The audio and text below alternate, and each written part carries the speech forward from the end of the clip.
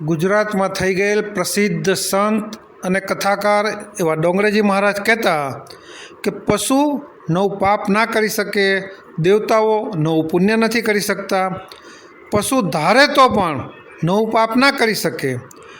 કોઈ સિંહ ગાયને મારે તો તેને ગૌહત્યાનું પાપ ના લાગે, કોઈ કૂતરું મીંડળીને મારે તો એને મીંડળીની હત્યાનું પાપ ના લાગે, નોરિયો નાગને મારે તો નાગ હત્યાનું પાપ ના લાગે। આમ દેવતાઓની વાત કરીએ તો દેવતાઓ નવું પુણ્ય નથી કરી શકતા, દેવતાઓ તમને મદદ કરે છે, એ તો મંત્રને આધીન છે, તમને મદદ કરે એનું પુણ્ય બંધાતું નથી।